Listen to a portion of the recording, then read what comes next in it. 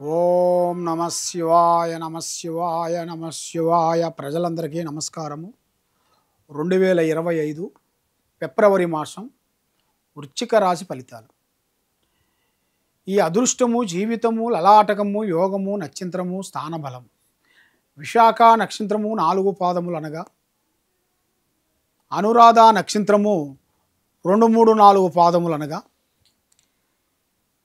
జ్యేష్ఠ నక్షత్రము 1, 2, 3, 4 పాదములు అనగా కలిస్తేనే వృశ్చిక రాశి ఫలితాలు. ఈ రాశిలో ఉండవలసిన వాళ్ళందరికీ అదృష్టము, జీవితము, యోగము, ఆలోచన, డబ్బు చాలా సంపాదిస్తారు. వీళ్ళు తెలివితేటలు ఎక్కువగా ఉంటాయి, కానీ కష్టాలు ఎక్కువగా కనబడుతున్నాయి వీళ్ళకి. ఎక్కడికి పోయినా కూడా చేతికాడికి వచ్చింది చేజారిపోవటం, ముఖము చూసిన వాళ్ళు సంతోషించుకోకుండా ఉండటం, నమ్మిన వాళ్ళు మోసం చేయటం, కొడుకులు కానీ కోడళ్ళు కానీ కుటుంబంలో ఉండవలసిన వాళ్ళ నుంచి కూడా చాలా ఇబ్బందులు, చాలా సికాకులు. కాబట్టి వాళ్ళకి చిన్న వయసులో నుంచి ఒక గౌరవము, అభిమానము సంపాదించుకొని వాళ్ళు సంపాదించింది ఏదో 100, 50 నిలబెట్టుకొని పోరాడుకుంటూ కుటుంబాన్ని పోరాడుకుంటూ వస్తుంటారు. కాబట్టి దాంట్లో ఎవరో ఒక చీర పుడుకుంటారు కదా, కొడుకో కోడలో అనేది ఎవరో ఒకరు వాళ్ళ వల్ల వాళ్ళ కుటుంబానికే కొంత నాశనానికి ఎదురయ్యే మార్గాలు కనబడుతున్నాయి. దానివల్ల చాలా దెబ్బతినేశారు. దానివల్ల మనశ్శాంతి లేకోకుండా అయిపోయింది. మరి వాళ్ళ కెరియర్లో వాళ్ళు సంపాదించుకున్న గౌరవార్థము, మంచితనము, డబ్బులు అవన్నీ వాళ్ళకి మనశ్శాంతి లేకోకుండా ఆరోగ్య సమస్యలో ఇప్పుడు బాధపడుతూ ఉన్నారు. మరి ఇలాంటి బాధపడే వాళ్ళకి వాళ్ళ కుటుంబం మీద కూడా కొన్ని ప్రయోగాలు పంపించారు, చెడు ప్రయోగాలు. ఆ ప్రయోగాల వలన వాళ్ళకి మనశ్శాంతి లేకోకుండా మానసికంగా ఇబ్బంది పడుతూ, నమ్మిన వాళ్ళు మోసం చేశారు ఏమిటా అని దగ్గర వాళ్ళని మనం ఆలోచించి దగ్గర లాక్కుంటే ఇలా మోసం చేశారు ఏమిటా అని వాళ్ళకి ఆందోళనలో పడిపోయి ఉంటారు. మరి ఈ రాశిలో ఉండవలసిన వాళ్ళకి ఎవరి మాటైనా కూడా యథార్థంగా నమ్ముతారు, ఎవరు ఏది చెప్పినా కూడా వింటారు. కాబట్టి వీళ్ళకి ఆదాయంలో పెద్దగా ఏం లేదు, 2 భాగాలే. ఖర్చులో 14 భాగం, అవమానాలు 2 భాగాలు, రాజపూజిత 6 భాగాలు కనబడుతుంది.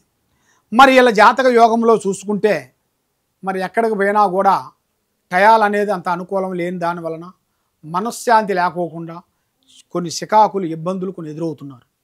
మరి ఈ రాశిలో ఉండవలసిన వాళ్ళకి వ్యవసాయ రంగంలో చూసుకుంటే మంచి అభివృద్ధిగా రావాల్సింది ఉంది. వ్యవసాయ రంగంలో కూడా 2 పంటలు, సంవత్సరానికి 2 పంటలు మంచిగా వస్తాయి. దాంట్లో కూడా మంచి గౌరవం, అభిమానం వస్తుంది. దాంట్లో లక్ష్మీ ధనప్రాప్తి కూడా వస్తుంది. దాంట్లో ఎలాంటి ఇబ్బందులు ఏమి లేవు. మరి విద్యారంగంలో చూసుకుంటే అంత పెద్దగా వెలుగు కనబడతలేదు.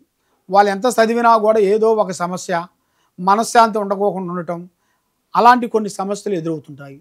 మరి రియల్ ఎస్టేట్ చేసే వాళ్ళకి కానీ, రాజకీయ నాయకులు కానీ, సినీ ఫీల్డ్ కానీ వాళ్ళకి కొన్ని మార్పులు రాబోతున్నాయి, కొన్ని చేంజెస్. వాళ్ళు చేయాల్సిన దాంట్లో కొత్త కొత్త కార్యక్రమాలు, కొత్త కొత్త పనులు, అభివృద్ధిగా చేయాల్సినవి కూడా అతి దగ్గరలో కూడా వాళ్ళకు వస్తున్నాయి. కాబట్టి మరి ఇప్పుడు మీరు కొన్ని జాగ్రత్తలు కొన్ని తీసుకోకోకుండా అశార్థంగా నమ్మి మళ్ళీ అదే కొడుకులు, కోడలు, స్నేహితులు, బిడ్డలను, అన్నదమ్ముల్ని చేయాల్సిన వాళ్ళని నమ్మి మీరు మోసపోతారు నాన్న. కాబట్టి మీరు ఏ కార్యక్రమం చేసినా ఒకరితో చెప్పి చేయొద్దండి. పని అయిన తర్వాత చెప్పుకోండి. పని కాకముందు ప్రాణం లాంటి స్నేహితుడు కానీ, మిత్రుడు కానీ, బంధువు కానీ ఎవరికీ చెప్పొద్దండి. కాబట్టి మరి మీ కుటుంబంలో కూడా మరి ఏ కార్యక్రమం చేయాలనుకున్నా కూడా మరి ఏదో ఒక కార్యక్రమం చేసే టైం కల్లా ఏదో ఒక సమస్య వచ్చి పడిపోతుంది. మీ ఇంట్లో ఉండవాళ్ళకి కానీ, లేదా మీ కోడళ్ళకి కానీ, మీ కొడుకులకు కానీ, మీ మనవళ్ళకి కానీ, మనవరాలకు కానీ లేనిపోయిన సికాకులు తెచ్చుకొని కొన్ని గ్రహాల వలన కొన్ని ప్రమాదాలు, కొన్ని ఎదురయ్యే మార్గాలు కూడా అతి దగ్గరలోనే కొన్ని కనబడుతున్నాయి.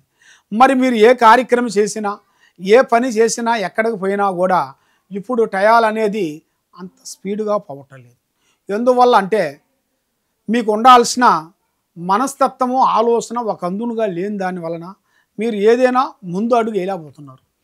మరి ఎట్లా మా కెరియర్లో అనుకున్నది మేము సాధించగలుగుతామా, అనుకున్నది పూర్తవుతుందా, లేకపోతే ఇదేనా మా జీవితం అన్నట్టుగా మీరు చాలా వరకు సతమతం అయిపోతున్నారు. కాబట్టి అలాగ మీరు సతమతం అయ్యాల్సిన పనేం లేదు. మీకంటూ ఒక రోజు అనేది వస్తుంది. ఆ భగవంతుడు నారు పోసినోడు నీరు పోస్తాడు. కానీ తప్పకుండా మిమ్మల్ని చీ అన్న వాళ్ళే మీ దగ్గరికి వస్తారు. మిమ్మల్ని ఇబ్బంది పెట్టిన వాళ్ళే వాళ్ళు తప్పకుండా మీ మిమ్మల్ని ఎవరు ఇబ్బంది పెట్టారో ఆ ఇబ్బందులు వాళ్ళు తప్పకుండా పడతారు.